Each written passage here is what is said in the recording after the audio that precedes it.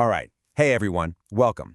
Today, we're going to pull back the curtain on something that, let's be honest, affects every single one of you, assessments. But we're not just talking about tests. We're going to dig into how assessments in the diploma program are actually designed to set you up for success, to give every student a real shot at showing what they truly know and can do. So that really leads us to the big question, right? How do we actually build assessments where every student, no matter their learning style or strengths, gets a fair opportunity to succeed?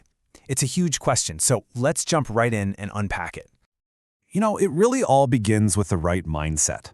For teachers, it's about being incredibly thoughtful and proactive when they're planning out your assessments. It's never supposed to be an afterthought. It's baked into the design from the very first day. And this quote from the IB really nails it. The whole idea isn't to create just one super narrow path to a good grade. It's about designing multiple pathways. Think of it like a video game. There isn't just one way to beat the level. There are different routes to get to the same destination. Okay, so how is this done? How do teachers create all these different opportunities? Well, there's a really great framework from an education expert named Carol Ann Tomlinson. And she says you can differentiate, which is just a fancy word for vary, assessments in 4 key ways. And here they are: content, process, product, and the classroom's affect or environment. Let's break down what each of these actually looks and feels like for you. First up, we've got content. Now, this doesn't mean changing the fundamental learning goals. Those are the same for everybody. It's all about giving you some choice over the specific topics or materials you use to show you've met those goals. And you might have seen this already, even on a formal test. Instead of one mandatory essay question, an exam might give you, say, 5 different prompts and ask you to choose 3. This lets you play to your strengths and use what you already know, which naturally makes you more engaged and more likely to do well. Next, let's talk about process. This is all about the how. It's about giving you choices in the way you actually tackle the work and make sense of everything. It's a way to honor the fact that we all have different working styles. I mean, just think about the flexibility here. Deciding between working in a group or flying solo is a classic example. But it can be even simpler, like choosing to use physical blocks to solve a math problem versus using a digital simulator. It might seem small, but that choice can make a world of difference. Third on our list is product. This is probably the one you're most familiar with. It's all about the final thing you turn in, the thing that shows what you've learned. And this is the perfect example, right?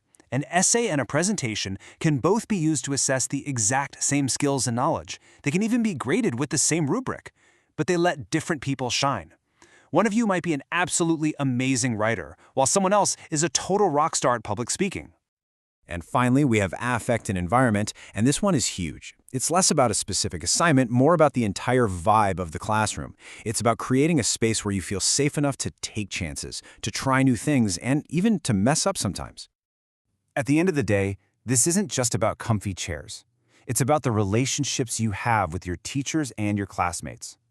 When you trust your teacher and feel supported, you're way more willing to push yourself and try something hard. And that is where the real, deep learning happens.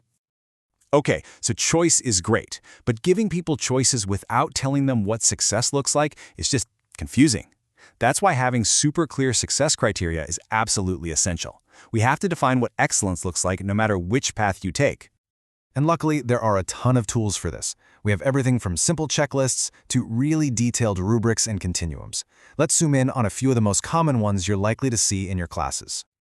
We throw the word rubric around all the time, but did you know there are actually different kinds? Yeah, and understanding the difference helps everyone pick the right tool for the job. So, let's start with a classic matchup: holistic versus analytic. A holistic rubric gives you one single overall score. It's quick and it's good for a final grade. But an analytic rubric? That breaks down your performance into different categories, like argument, evidence, and clarity. This is way more powerful for giving you specific, useful feedback on exactly where you can improve. Here's another key difference: reusable versus custom-built. A generic rubric, like one for oral presentations, can be used over and over again for different assignments.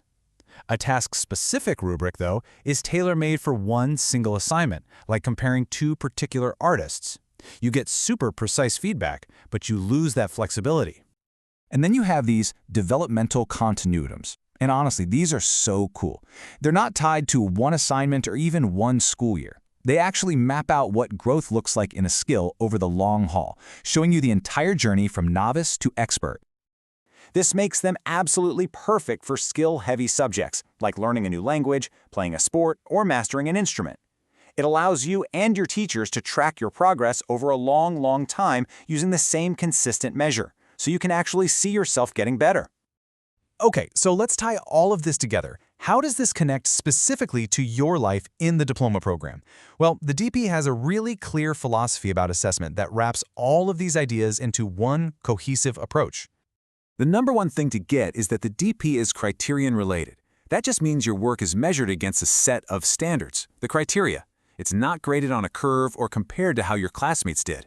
The rubrics for all your assessments, whether they're internal or external, are all designed to see how well you're meeting the core goals of that subject. So, after all that, what's the big takeaway? We've talked about all these different ways to design assessments and how rubrics make things clear. So here's my challenge to you. The next time you get an assignment, really look at it. Ask yourself, where do I have a choice here? What is this rubric really telling me is important? Because understanding the why behind an assessment is the first step to truly owning your learning and finding your own unique path to success. Thanks so much for tuning in.